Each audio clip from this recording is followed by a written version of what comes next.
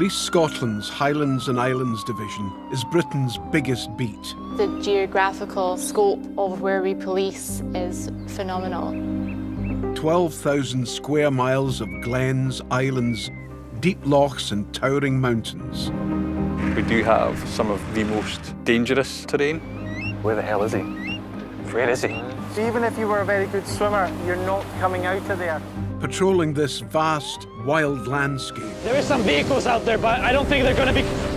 And answering emergency calls in the wilderness. There's a dead body in the river. The Highland Cops go above and beyond to combat crime. Clearly quite a bit of blood. Suspicious death, same as you would get anywhere else. And keep people safe. Leave me alone! We will attend to everybody's worst day. We need to try and make sure you're okay. Here, traditional rural policing. I've had a report of a satellite tag golden eagle that's gone offline. It shouts out to me that it's being killed. Meets state-of-the-art crime fighting. Top floor, there's a lot of rocks, a lot of cars. This is cocaine, right? So it turns blue, and it is cocaine that... Yep. This series goes inside the UK's most unique police force. 1 minute you're dealing with an avalanche. Come on. And the next, you've got a lively lab. To find out what it takes to patrol the beat. It is a family. You are working with your brothers and sisters. And keep the peace. In some of the most beautiful and challenging places in Britain.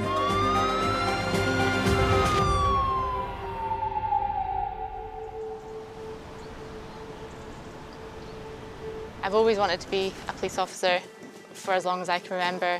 Started watching all these factual TV programmes in Colombo. I realised that I kind of wanted to be on the front line.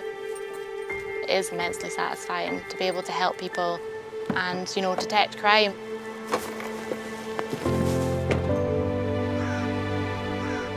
PC Louise Frere's beat is one of the most spectacular in the Highlands. It takes in Kyle of Lochalsh and the Isle of Skye. Crime is low, but recently, Louise has noticed something suspicious right next door to the police station. I was coming into Kyle police station, and when I was parking up, I saw a known drug user pull up into the car park. He's then exited the vehicle and then gone into the block of flats.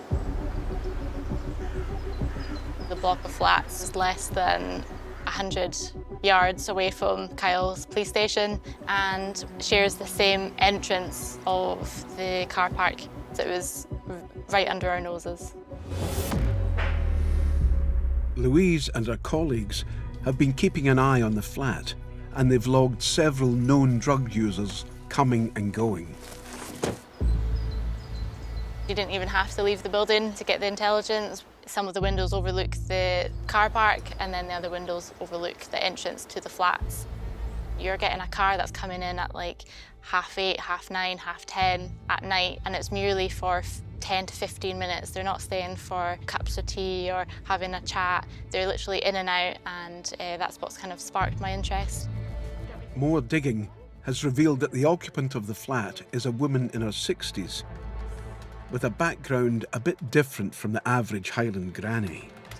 There is no such thing as a stereotypical drug dealer. They come from all walks of life. The suspect already had previous for possession with the intent to supply, so I had enough intel, enough evidence to then create a warrant, just down to good old-fashioned police work.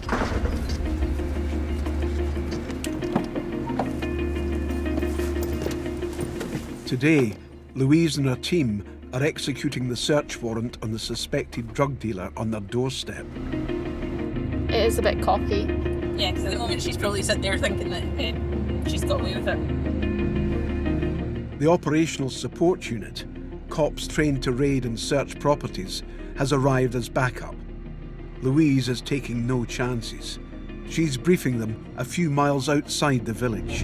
They come in their big riot bus, and it would be a bit obvious if they came to Kyle police station as the suspect's house was right across from the police station. We just didn't want her to have any kind of inkling something was going to happen. So that's basically where we're going. It's right next door to the police station, handy. So that's obviously the main entrance. So you go up a flight of stairs, and that's her door there. The only chance of compromise is from obviously the windows if they're overlooking. Yeah, which literally the views are only out that way, so not even that way. She's saying along the building line. Yeah. Straight in the door. As far as we are aware, it's just her living in the property. Perfect. Thank you. For Louise, this is the culmination of several months of detective work. So the pressure's on. Just before executing a drug warrant, so many emotions, so many feelings go through you. Just hope that the time that you've spent gathering the evidence, it's all worth it at the end of the day, as in getting a result. Right. Hi, her vehicle is still not here. Even though the woman's van isn't here, she might still be at home and could dispose of any evidence if she spots the team coming. They need to move fast.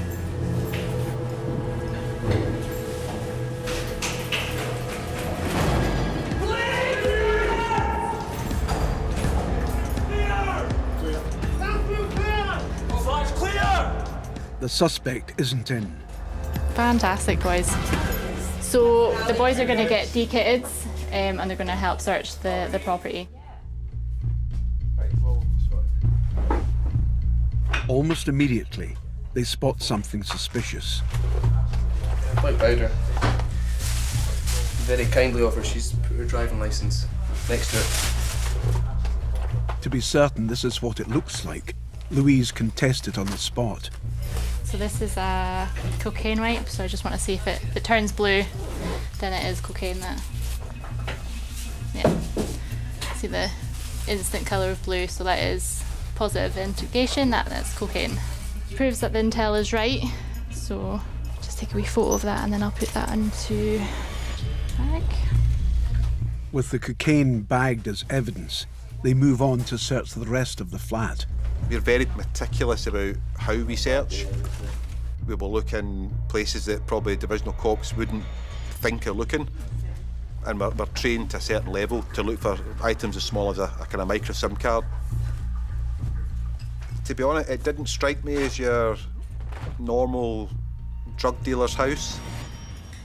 It was extremely tidy. Looks like prescribed medication, not recent either. But it's always worth opening them up just to see if they put anything else inside. It was a bit odd that a person with knitting as a hobby was dealing in drugs. But it was more your kind of what you'd expect in your granny's house.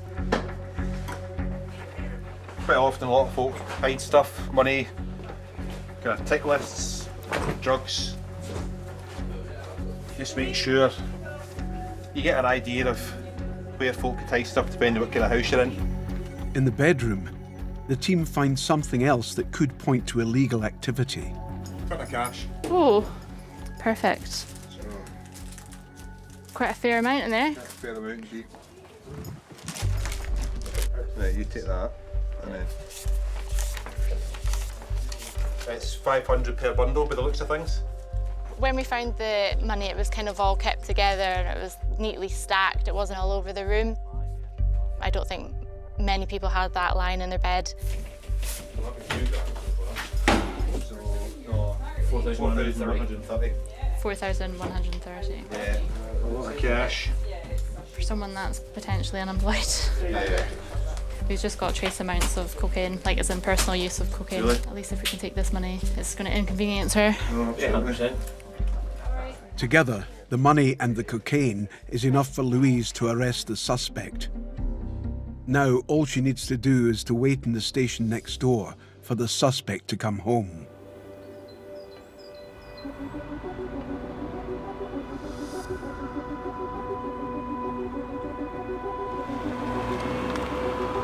We'll see you clear left. In Inverness, capital of the Highlands, with a population of 80,000, PC's Kirsty Miller and Bruce Sutherland have an urgent call about a missing person. He last sent a text message on Sunday just past when A text message has gone back, it's not been delivered, so we believe it's phones off. We've tried phoning that. So at the minute he's a medium risk missing person. 46-year-old Kyle of Lochalsh has been reported missing by his family. He left home a week ago. Over the past 24 hours, they've lost all contact with him. The level of concern for the missing person does change. Depending on the information we've got, they might have said something that raises more concern for them and puts them more in immediate concern that we need to go and try and find them. From speaking to his family, the police are concerned for Kyl's mental health, so they want to try and trace him to make sure he hasn't come to harm. So a consideration for us would be to understand if a person has gone missing voluntarily or involuntarily. People will go missing and loved ones or friends, family will report them as missing or report concern for them, but potentially they are missing on a voluntary basis, but they may be vulnerable. We then need to assess, well, how vulnerable is that individual? You know, what are the kind of factors that might make them vulnerable? He's not been in any communication with anyone. And I think that is the main thing for us, is that we don't know where he is. He could be with an associate that we are not aware of, that the family aren't aware of. Do they have money? Their phone? What possessions do they have? Have they got on public transport? Are they elsewhere in the UK? Are they close by, they just don't want to be found? It's quite worrying for us because it might mean that they've done something to themselves. You feel the pressure to find a missing person as quick as you can. In the Highlands, people often go missing in the mountains, far from CCTV or a phone signal.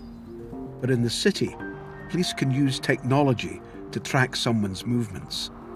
Financial background checks are important for us because they can tell us if a person has used their bank cards recently, if they've used them, where have they used them. And often, if we can establish that a person's used a card, for example, to withdraw some money, we'll then start to focus in on that location and consider options around about CCTV. Kyl's card was last used at this shop near the family home 4 days ago. Hi, how are you? So we've got a missing male at the minute who was in this shop on the 1st of September, and apparently he's bought something within the shop at 19:14 hours. Right. So it's just to see if we can review it. 19:14 and the 1st of September? Yeah. Can you get the camera up for that? Have you got a picture of him? Yes. Oh, I know him. Have you seen him recently? I don't know. I recognise him. Yes, I do. I can't remember if it's morning he comes in. Yeah. First thing in the morning, like, you know, for work time. What's his name? Gregor's. Gregor's.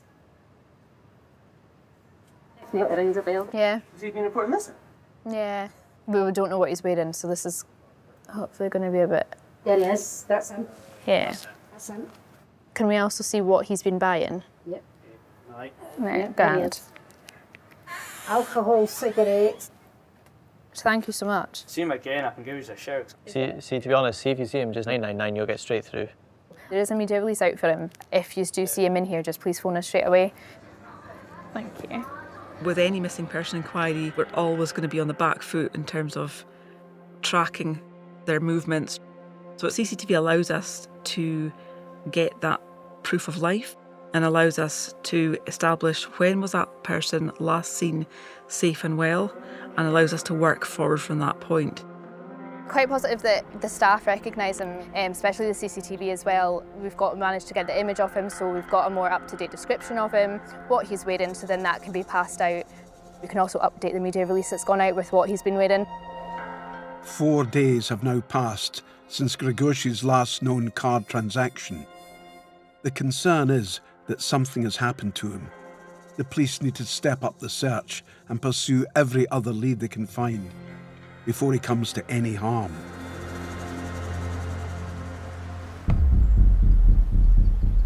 In Kyle of Lochalsh, Louise and her team have seized drugs and cash from a flat next door to the station. Now, they're lying in wait for their neighbour to come home so they can arrest her. Go ahead. She's just turned up. Do you want to go over? Yes, yes. The suspect of the house has just turned up, so we'll need to take her in and interview her.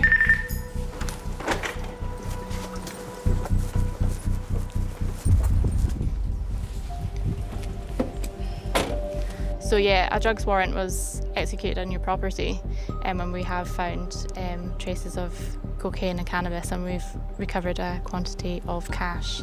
So we need to take you in. In my house already? Mm-hmm. We've executed it. So we executed about. If you're not there because we've got a warrant, we can still go in and search. So you, okay? Right. Do you want to come with me? She was a bit kind of shocked to see what's happened. Due to her age and her mobility, when we arrested her, and because we were literally only walking 100 yards, I didn't seem it necessary to put handcuffs on her. She wasn't going to run far. If she did, then I would be quickly after her. Do you want to take a seat? I'm arresting you under Section 1 of the Criminal Justice Act 2016 for concern in the supply of drugs. Do you have any reply to any of the above? Could you get your lawyer, please? We'll just go through that in a minute. Have you used drugs or any other substances or psychoactive substances, commonly known as legal highs, in the last 24 hours? Yes. What did you take? Okay. Okay. When did you last take it? 10 o'clock last night. A couple of nights ago. Just going to give you a quick search, is that okay? Absolutely, there's nothing on it. Once the suspect has been searched, there's one final place to look for evidence of dealing: her van, which she uses as a mobile home. Obviously, we're going to be searching your van with you present. We'll need to put cuffs on you just to be on the safe side. I mean, what I can do is I can put the cuffs on, but I'll just put your scarf over so if anybody's out there, it doesn't look like you've got cuffs on, all right? When we had to go back out to search her vehicle, we did then have to put her in cuffs. So for her dignity, we just put a wee blanket over her. Right, okay. Take a minute.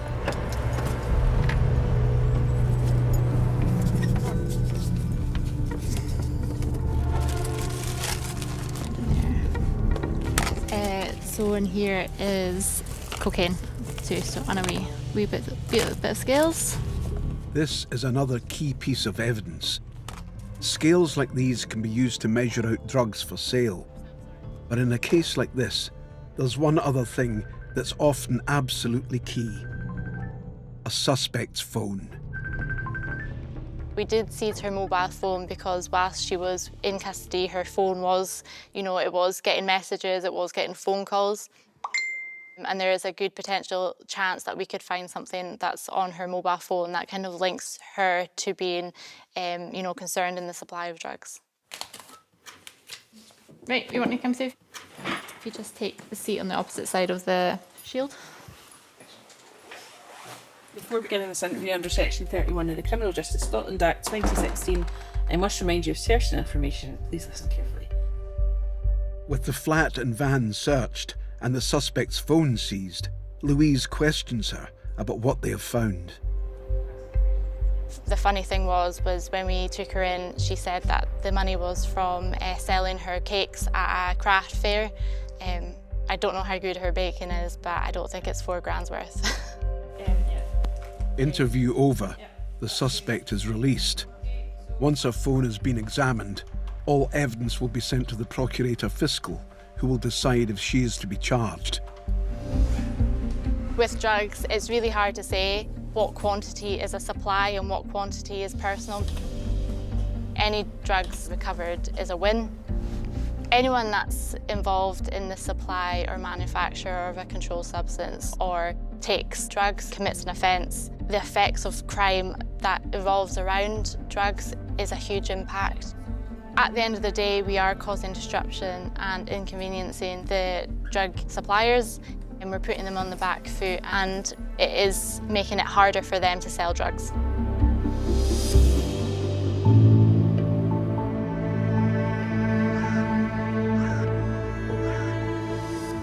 A missing person inquiry is a time-critical inquiry.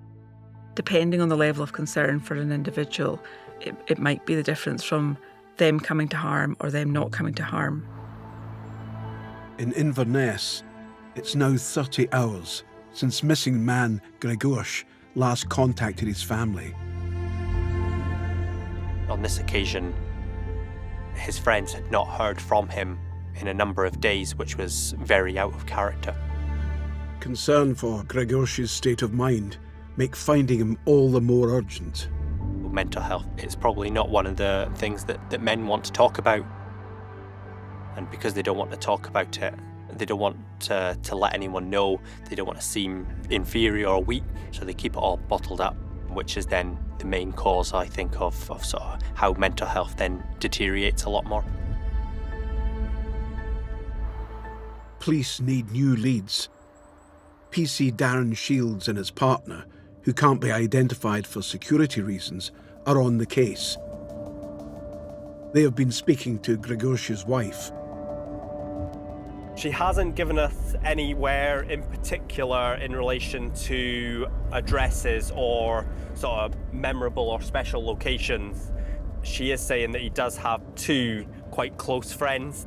I'm just going to go and try a few friends' addresses, see if they know or have seen him at all. This is a key line of inquiry. 60% of those missing are found by the police. Just 26% turn up of their own accord. A lot of the times, if people don't want to be found, they'll go and stay at friends and will go to ground when they do not want to be seen or found. Hello, how are you doing? I'm good, thank you. I'm looking to see if there's Laszlo? Hi. We're here in relation to a potential friend. Is it Gregorz? He's been reported missing by his wife as missing. Really? Yeah. So when was it that you seen him last? Same day. She's on 30th. What was his demeanour like? I can tell that he had problems. Obviously, I didn't want to. I had a thought today to go over to see him. So why is he missing? Yeah, since Wednesday. See if you phoned him, would you see if he'd pick up? All right, of course. Voicemail. Yeah. Is there any other friends, family? Best friend, according to him, is Thomas. Okay. Thank you very much for your time. Much appreciated. Okay, cheers now. See you later.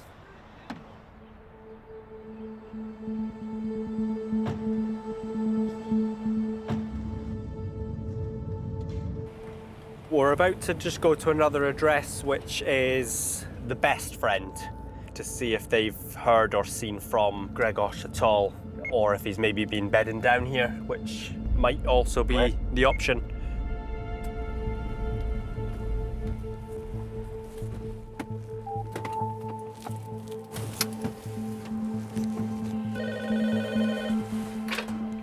Hello. Hello. Thomas, is it? Yes. Thomas. We're here just in relation to a missing person, Gregorz. All right. Is he a friend of yours? Yeah. Yeah. What it is Gregorz has been reported missing. Have you seen or heard from him at all? Is he staying with you? We spoke last week. Okay. Just 10 minutes maybe on the phone, and that's it. Okay. What did he say? Did he see him himself, or was he... No. We spoke about the party a week ago, so... Okay. How often would you keep in contact with him then? See him every weekend, because have a party or something like that. Yeah. Any friends or family that he might go to or attend at? I don't know, we have different friends, you know. Yeah. So a good friend for motorbike, laptop. Okay. We've just been to his, yeah. Okay. And that's the only one you can think of? Yeah. Okay.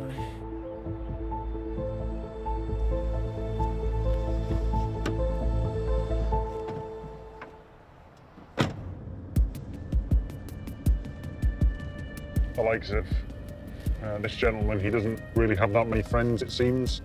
So he's maybe not got that network that he can sort of fall back on. It might be the case that once we get back, the Sarge might decide that, given obviously all the information, he might put it to high risk. You get to a point where you've exhausted inquiry around about friends and associates. We have to reassess the risks this individual is becoming higher because we have no proof of life, and that then will push us towards making that individual high risk. Every minute counts in these inquiries. There's still no activity on Grigorski's bank card or evidence he has left the city. The police are now deploying every resource they have to track him down.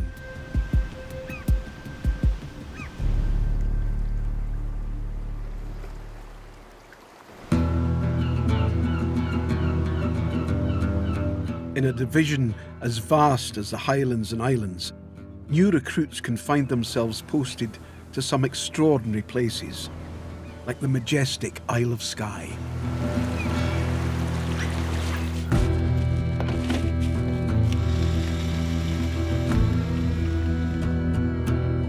I arrived 2 days ago, so I'm still kind of finding my surroundings a wee bit.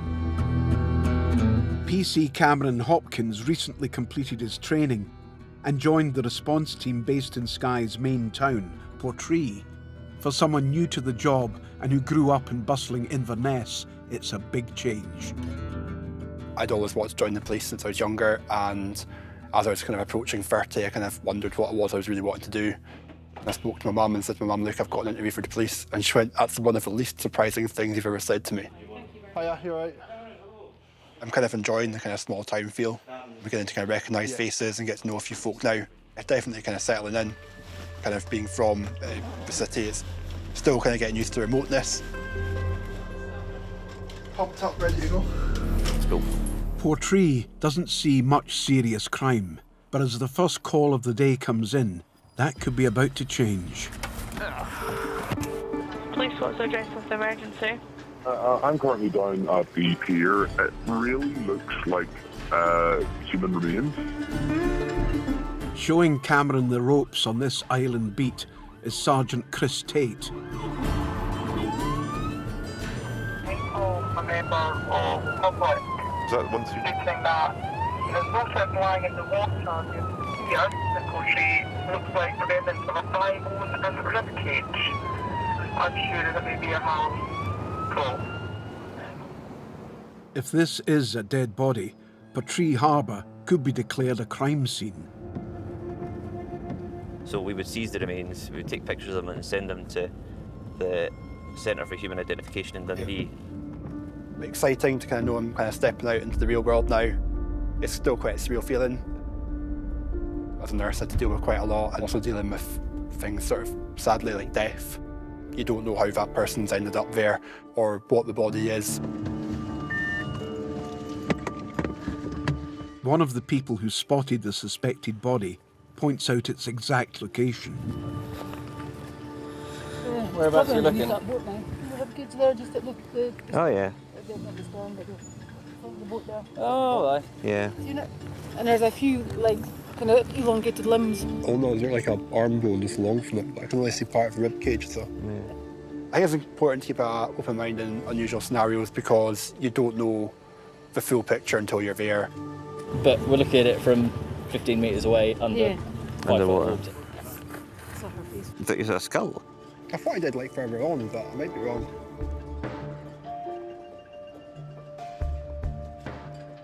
We have a plan. He's got an underwater camera. Right.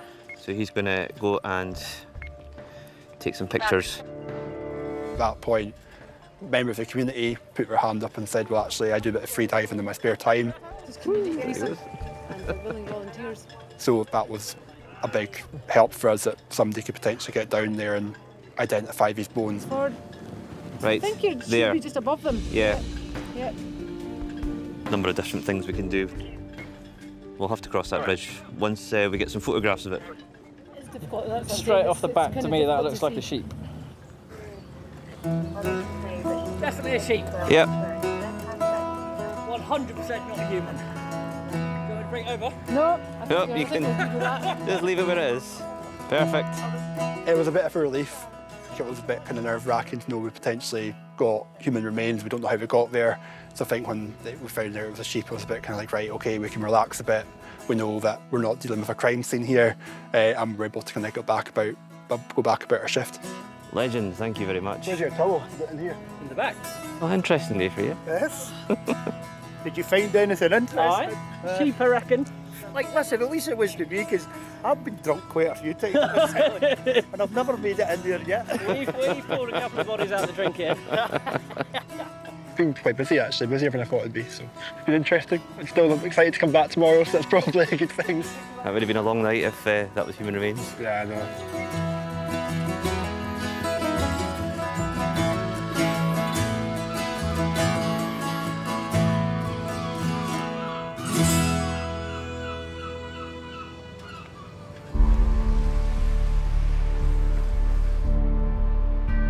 In Inverness, Grzegorz has now been missing and out of contact for 48 hours. He has been escalated to high risk, and senior officers are meeting to plan the next urgent steps.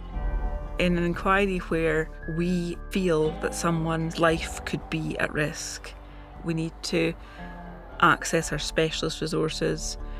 We need to do everything we can for that individual and also for their family and their friends.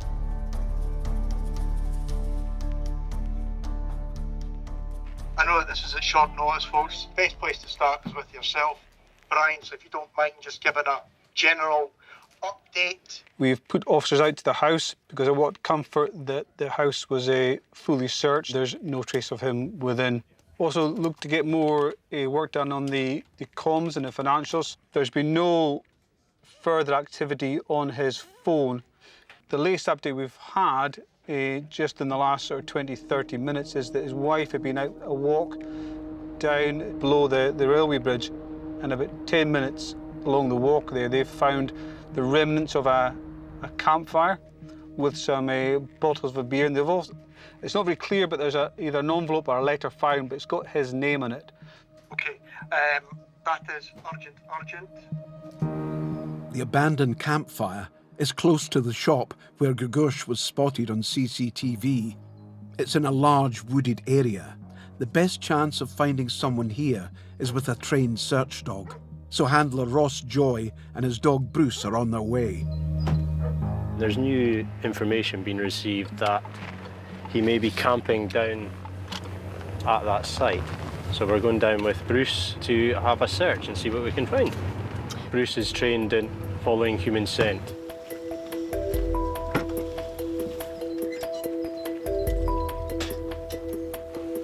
Can I get a police with a dog? The dog is searching. If he finds you, stand still. You'll come to no harm. Find him.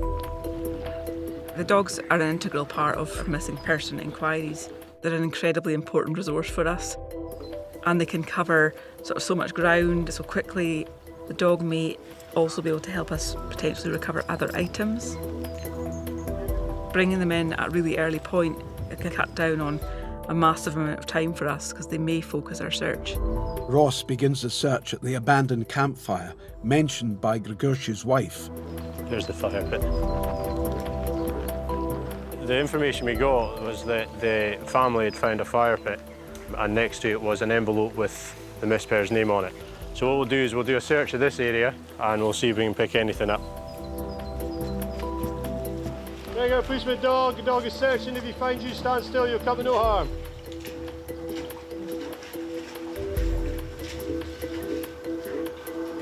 Find him.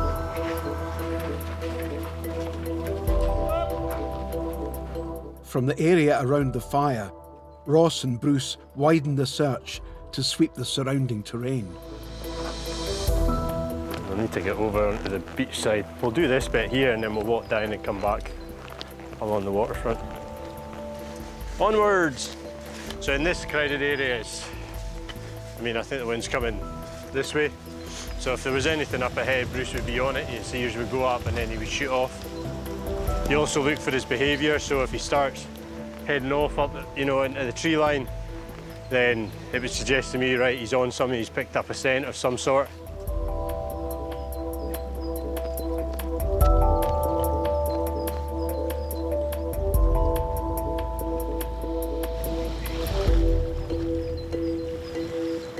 Find him. We've concluded the search of the area. Unfortunately, we haven't found anything. Probably get another area, another task in, and see where we go from there. So the search will continue.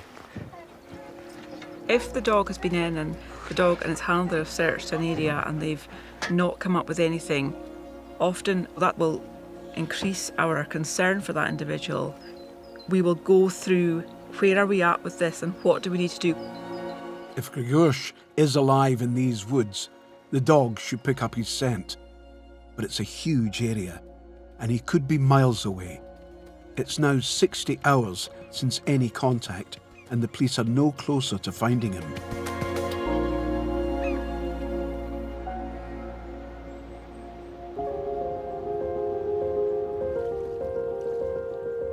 The Highlands are famous for mountains and moors, but these places aren't just a playground for tourists.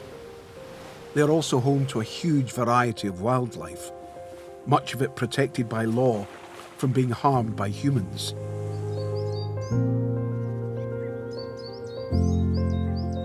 I'm the only full-time officer within Highlands investigating wildlife crime. Wildlife crime is important everywhere, and particularly in Highlands. Anything from damage to freshwater pearl mussels, fish poaching, deer poaching, to more serious and high-profile cases, be birds of prey being persecuted. These animals have a right to be protected.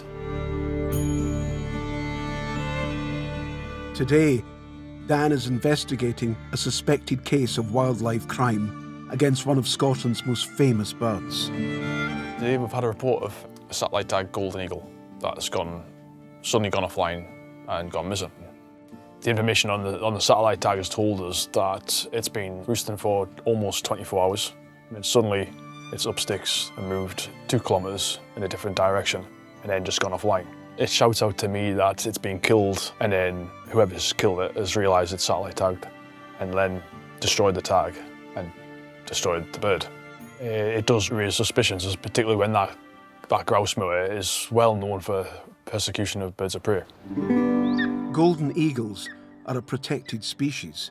They're also Scotland's apex predator and will eat foxes, young deer and frequently grouse, putting them in direct conflict with gamekeepers. So within Highlands and Islands, 100% of all birds of prey that are being killed happen on or near land that's managed for game bird shooting. Tourism within Highlands, the fishing, the shooting, there's big money. I support all aspects of that. However, legislation is in place, and when laws are broken, it's our duty to investigate that. Dan has the coordinates of where the eagle's tag was last online. It's now a potential crime scene, so he needs to get there as soon as possible to look for evidence.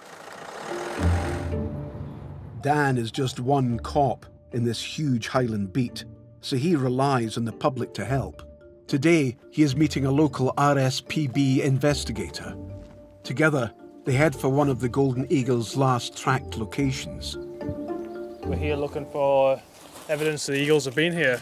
This is the location of where the birds spent the previous 24 hours prior to the satellite tag going offline. At its roost site, we'll be looking for some evidence, some form of trap there that's trapped that bird.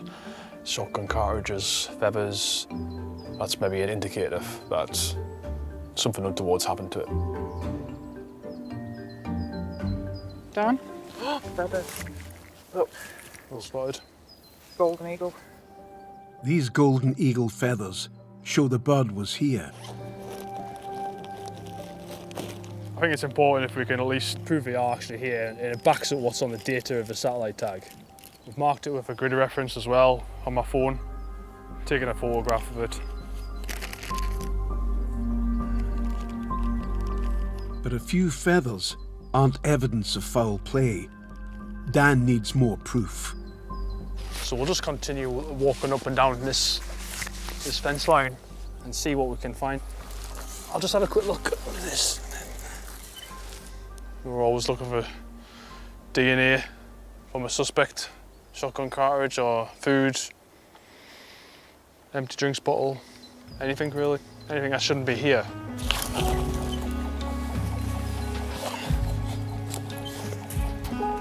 We've got a reasonable cause to suspect that something criminal has happened, but unless we find something a bit more tangible, then we will have difficulty showing that. do I have a hunch the satellite tag's been working perfectly fine? And then suddenly, for some reason, it's disappeared and gone 2 kilometres that way in 20 minutes and then disappeared. That strikes me as more than a little bit suspicious.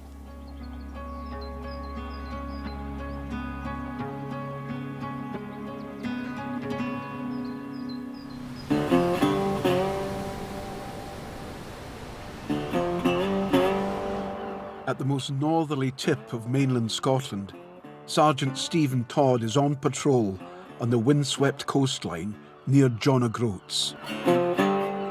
Distance between us and Glasgow, it's 6 hours plus. And again, this is cops that are based in Scotland that don't grasp where we are. And what I always explain to them is, right, keep heading north. And they, yeah, no, keep heading north. Yeah. See, when your feet get wet, that's where we are. Oh, it's a huge drop at the end of this. So it is literally the edge of the world. This is one of the most sparsely populated places in Britain. But this morning, Stephen has run into a stray, 4-legged local. Can we take a dog back to the station with us?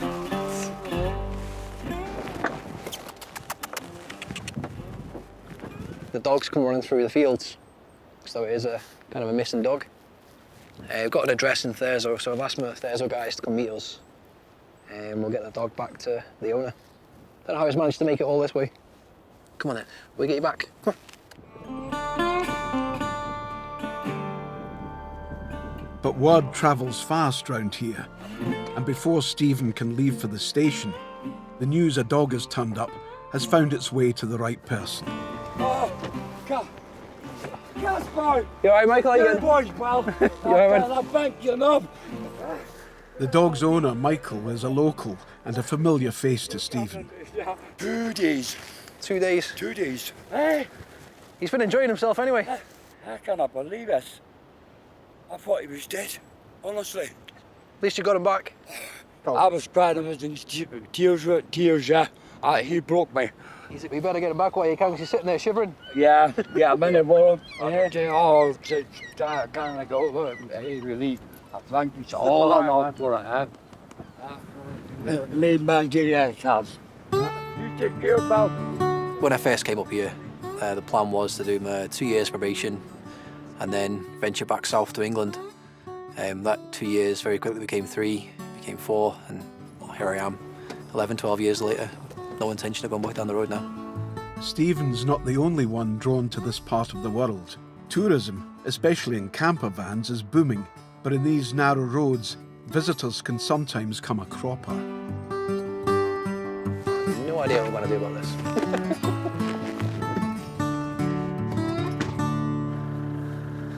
Oh, yes. You alright? No. Right, I'm thinking if someone gets in, tries to drive, we'll pull it down so we can hit the road. Okay, yes. We'll try and do that? Yes. Yeah. Most cops up here, they do take a hands-on approach. You know, they're very good at problem solving. They've got to be. I say, if we're waiting for a recovery truck to come out, you know, it could be a good hour before that truck's there, and it's another hour that the road's closed. Well, you know, if there's other ways that we can get that vehicle removed, let's problem solve it, let's do it. Yeah, so if you try and go forward, I'll pull down.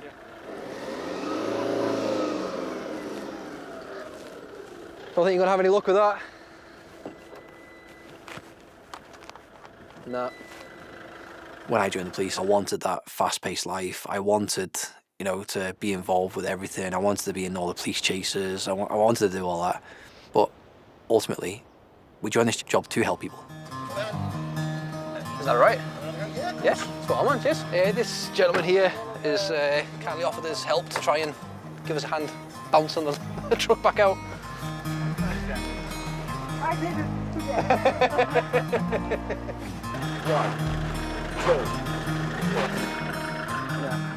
Is that just digging in that side as well? It's not even doing anything that side, is it? Now we're cooking, come on boys. Come on boys, now we're cooking. This is the community spirit. Get a load of weight on this corner. Yeah, so all right.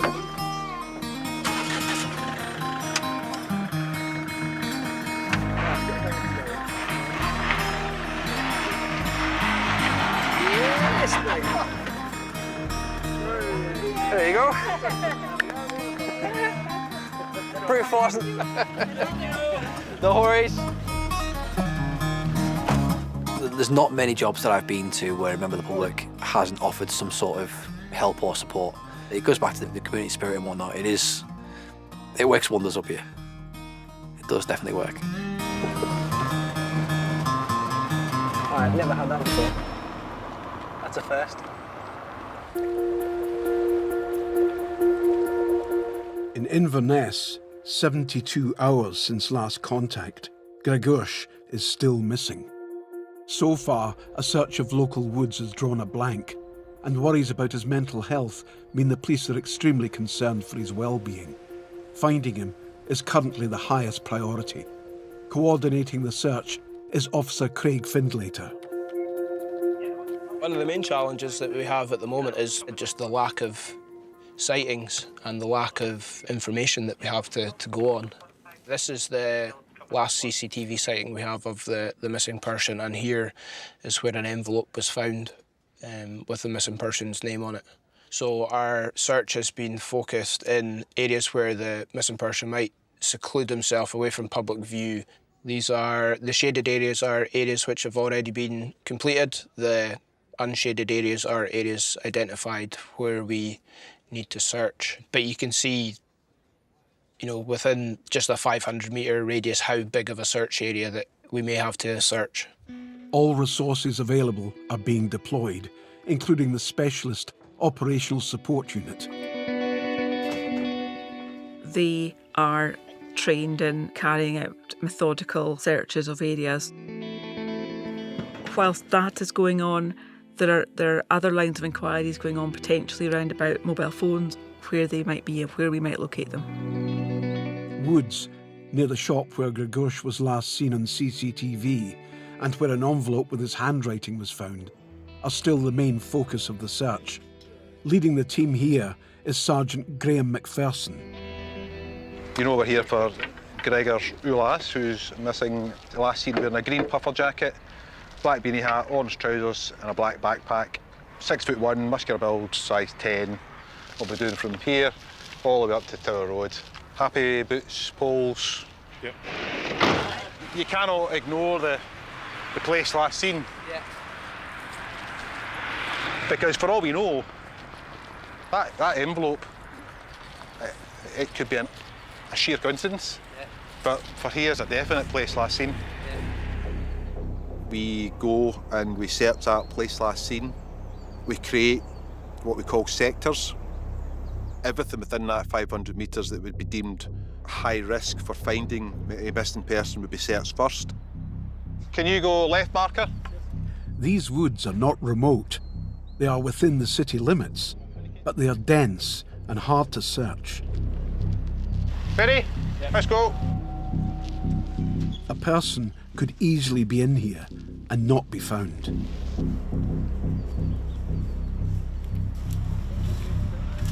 Yeah. Getting quite thick in it. Ultimately, we're looking for a human being, and you're constantly talking, you're constantly thinking, if that was me, where would I go, where would I hide? We're making sure that we're not missing anything at all. And just in case the missing person's kind of buried themselves away under the bushes or any item of clothing, it's just to make sure there's definitely nobody there.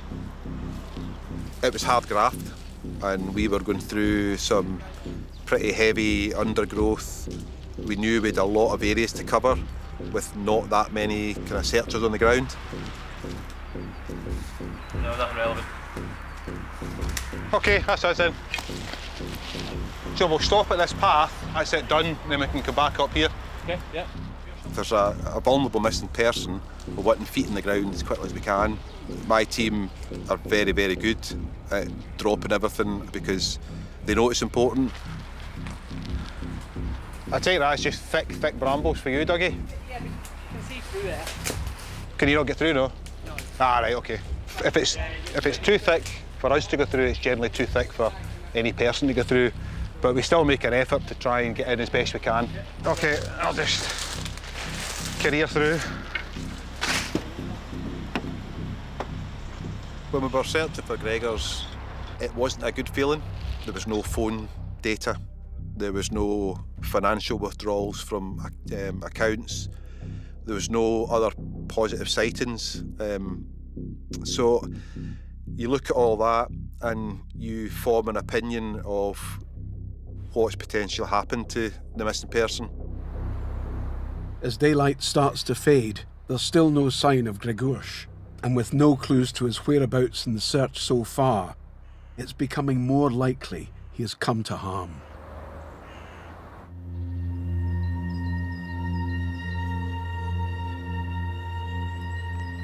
On the vast moors south of Inverness, Wildlife Officer Dan is on the trail of a golden eagle whose electronic tag suddenly and suspiciously went offline.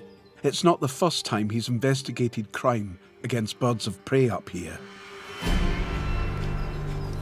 Just to give an indication of what of the land that we're on at the moment, I think it was 2017. There's a fen trap found up on that hillside with a buzzard alive in it, found by a cyclist. And gamekeeper arrived and let it go.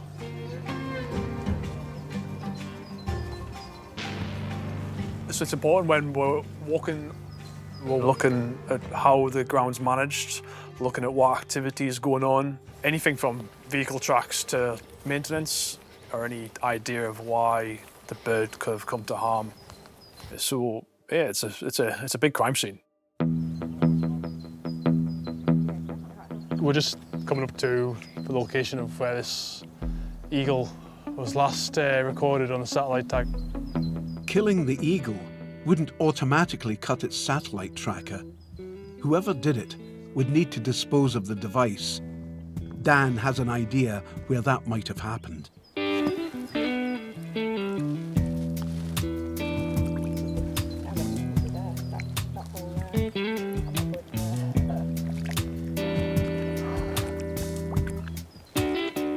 tell you what, you're disappearing now, eh?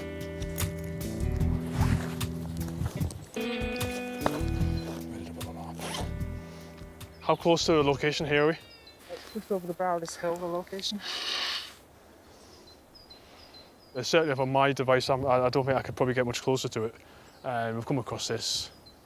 I know that, and I've dealt with satellite tags that have been smashed up, burnt.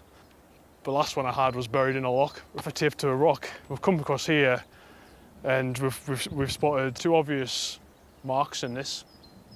And we're wondering, has something been thrown and dumped in there? I certainly don't want to fall in there, but I can get my hand in as far as I can to have a good feel around and just grab the back to my two legs.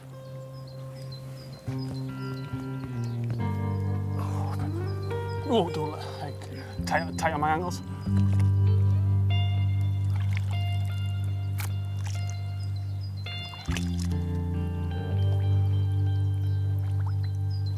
Yeah. People do all kinds of weird and wonderful things to dispose of evidence. It's not beyond reason that someone's dumped something in there. A suspect will clearly know that tag is pinging locations, bring it somewhere else to make it look like it's moved from where it was shot. The satellite tracking information makes it almost certain the eagle has been killed, but with no body and no tracker tag, Dan's investigation has hit a wall. I think the people that are doing this, they know exactly what they're doing. It makes our job extremely difficult and frustrating. We just have to keep on trying, and they just have to we just have to be lucky once. They have to be lucky every time we do something like this. So, yeah.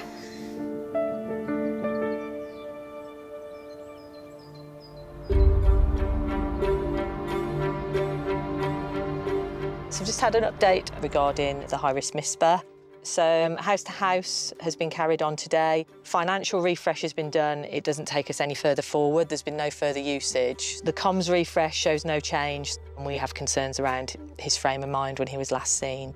We've got OSU searching the remaining 2 sectors that were left from yesterday. I think that's everything at the moment.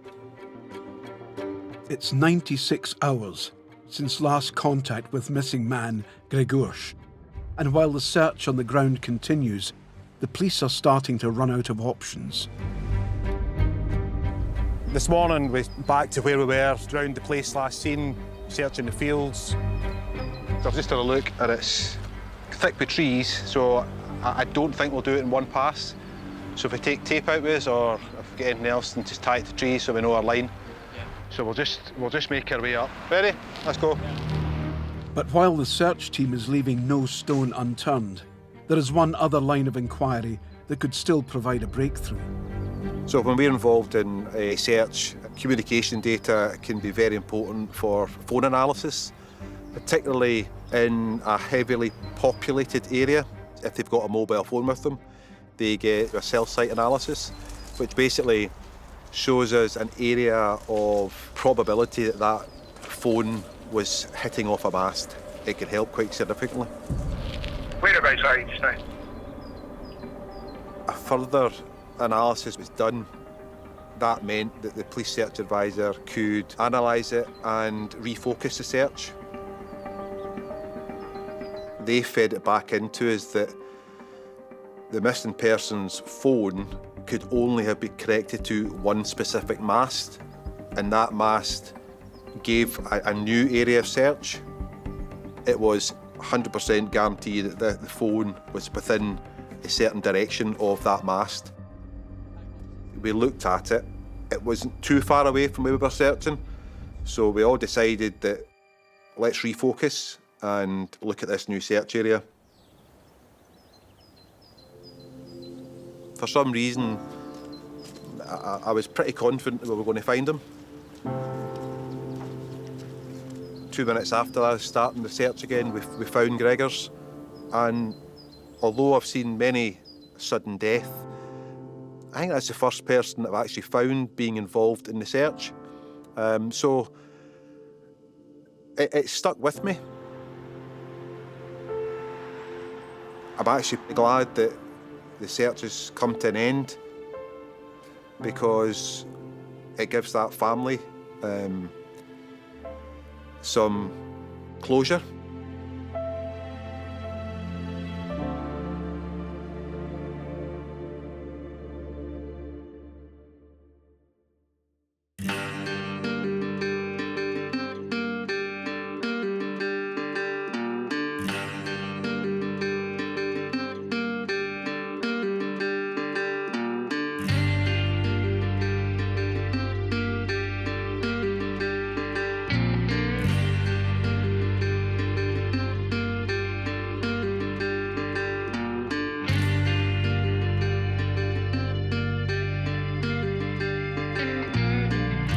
Next time, a young man with special needs goes missing in the Cairngorms. Time is of the essence to find them and keep them safe.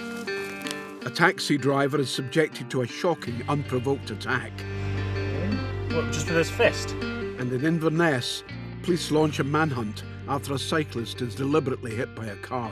The manner of driving is so shocking, it could have been catastrophic. Any idea who's done it? We have to prove that their intent was to kill the person.